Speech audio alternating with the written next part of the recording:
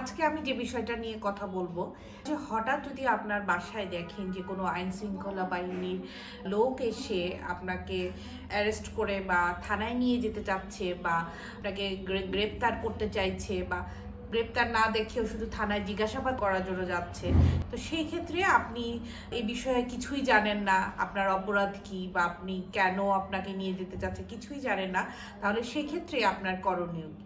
সেক্ষেত্রে প্রথম করণীয় হচ্ছে আপনি আগে যেই সংশ্লিষ্ট আইনশৃঙ্খলা বাহিনী বা আইনশৃঙ্খলা বাহিনীর কোনো এজেন্সি যারা আপনার বাসায় এসেছে তার আইডি কার্ডটা আগে দেখতে চাইবেন। হ্যাঁ, কেন? কারণ এরকম অনেক ঘটনা বা উদাহরণ রয়েছে যে দেখা যায় যে ভুয়া পরিচয়ে ডিবি বা অন্য কোনো এজেন্সির পরিচয়ে ভুয়া পরিচয়ে তাদের বাসায় ঢুকে ডাকাতি করেছে বা কাউকে অপহরণ করে নিয়ে গেছে, এমন ঘটনাও কিন্তু অনেক ঘটেছে। সেই জন্য আপনি প্রথমেই সেই সংশ্লিষ্ট ব্যক্তি বা ব্যক্তিদের আইডেন্টি কার্ড যাবেন। আইডি কার্ড দেখার পরে যদি মনে হয় যে না তারা অথেন্টিক পার্সন, সেক্ষেত্রে আপনি কিন্তু তখন তার পরবর্তীতে আপনার এলিগেশনটা কি বা কেন তারা আপনাকে থানায় নিয়ে যেতে চাচ্ছে বা গ্রেপ্তার দেখাতে চাচ্ছে সে কারণটি জানতে চাইবেন। যদি কোর্টের অর্ডার থাকে বা ওয়ারেন্ট থাকে তাহলে তো সেক্ষেত্রে আপনি তাদেরকে কোঅপারেট করবেন। আর যদি দেখেন যে না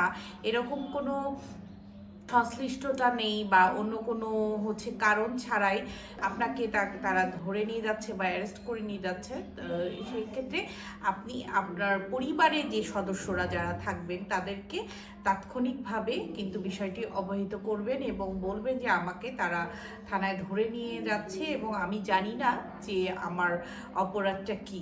তখন আপনার আত্মীয়স্বজন বা যারা পরিবারের আছে তারা থানায় যেয়ে আপনার বিরুদ্ধে কি এলিগেশন হয়েছে বা কি অপরাধ হয়েছে তারা সেটা জানতে চেষ্টা করবেন এবং একজন আইনজীবীর সাথে তাৎক্ষণিক যোগাযোগ করতে হবে। যখন আপনারা জানতে পারবেন যে আপনি বা আপনার আত্মীয় স্বজন বা পরিবারে জানতে পারবেন যে আপনার কি অপরাধটা কি বা আপনার বিরুদ্ধে কি এলিগেশন হয়েছে।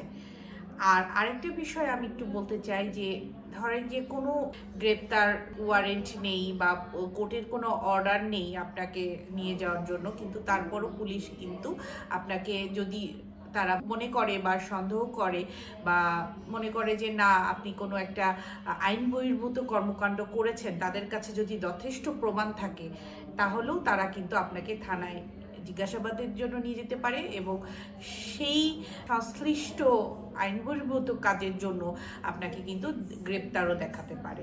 তো সুতরাং যদি হঠাৎ করে আপনার বাসায় কোনো আইন শৃঙ্খলা বাহিনীর কেউ এসে আপনাকে নিয়ে যেতে চায়, আপনি এই পদক্ষেপগুলো গ্রহণ করতে পারবেন। ধন্যবাদ।